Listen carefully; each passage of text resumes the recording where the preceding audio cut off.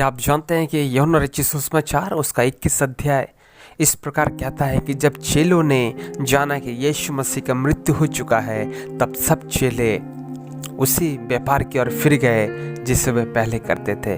और पतरस ने सबकी अगुवाई करते हुए कहा कि चलो हम मछली पकड़ने जाते हैं। और उसके साथ उसका भाई और कई चेले उसी मछुआरे के काम में फिर से चले गए जिसको वे पहले छोड़ चुके थे। वही बोट, वही मछली, वही जाल, और इसको वे बहुत ही प्रिय जाने। हमारे जीवन में भी कभी कभी ऐसा होता है कि परमेश्वर एक साइलेंट पीरियड में चला जाता है। क्या आप जानते हैं कि परमेश्वर बहुत जगह में हमारी प्रार्थना का उत्तर नहीं देता, पर हमें परखता है कि हम क्या कर रहे हैं और वो देखना चाहता है। जब परमेश्वर ने अब्राहम से कहा कि तू अपने एकमात्र पुत्र को मोरिया पर्वत पर बलिदान दे दे, तो अब्राहम ने कहा ठीक है, मैं करता हूँ। लेकिन जब अब्राहम ने अपने बेटे को बांधा, जब अब्राहम ने लकड़ी को सजाई, जब अपने बेटे को उस लकड़ी के ऊपर में रखा, तो परमेश्वर का वचन बताते कि परमेश्वर ने कुछ भी ना किया और ना उससे कहा।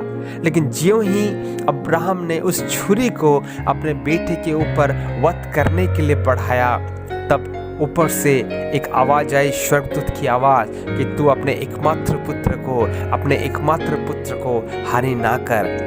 और वहां पर परमेश्वर अब्राहम को एक परीक्षा में लेकर गया और वो देखना चाहता था कि अब्राहम सच में मुझसे कितना प्यार करता है।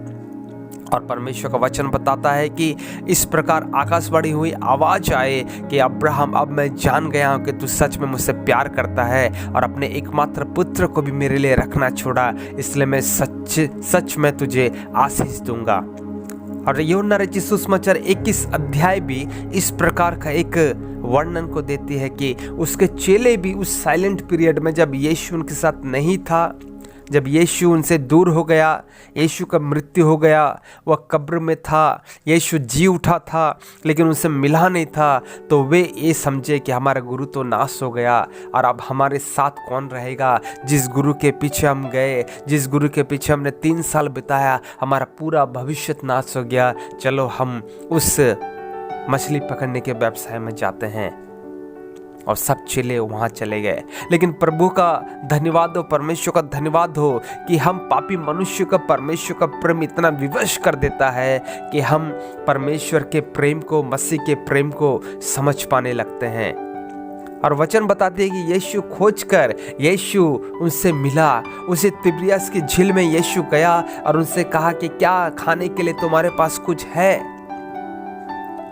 और यूहन्ना ने कहा कि मुझे लगता है कि प्रभु है।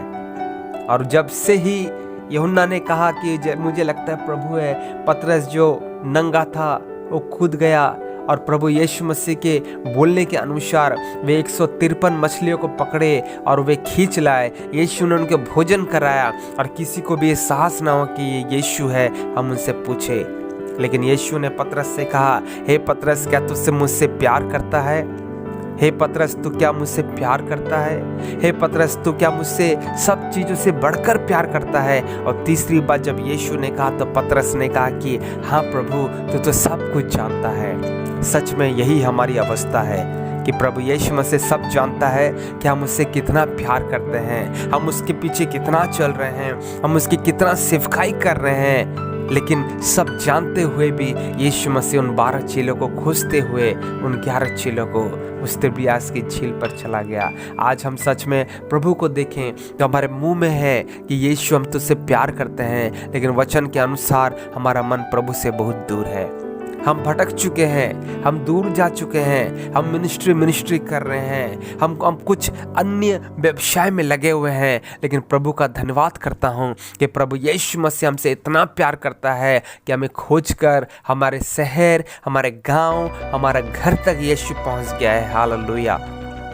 इसलिए प्रभु का प्रेम को तुच्छ ना जाने। जिस प्रकार इफिसियों में लिखा है कि उसका प्यार इतना गहरा है, उसका प्यार इतना ऊंचा है, उसका प्यार इतना चौड़ा है कि कोई व्यक्ति हम माप ही नहीं सकता उसके प्रेम को। और सच में हमारे लिए भी यीशु के प्रेम को मापना कितना ही कठिन है। सो प्रभु का धन्यवाद करते हैं कि मसीह जिसने अपने शेष बूंद रक्त से लहू से हमें प्रेम किया, अपने प्राण को हमारे लिए दे दिया, उसका प्यार सच में क्या ही महान है। इसलिए बाइबल में एक शब्द आया है, अगापे प्यार, जिसका कोई सीमा नहीं है। और सच में इस प्यार से ही प्रभु यीशु मसीह ने हमसे प्यार किया और हम पापियों के लिए अपना जीवन को दे दिया। सो आप यदि इस वचन को सुन रहे हैं तो अपना जीवन भी प्रभु यीशु के हाथ में समर्पण कर दीजिए, क्योंकि आपके माँ, आपके माता पिता, आपके घर वाले, इस संसार में जो कोई भी आपको चाहने वाला हो सकता है, उससे बढ़कर यीशु आपको प्यार करता है,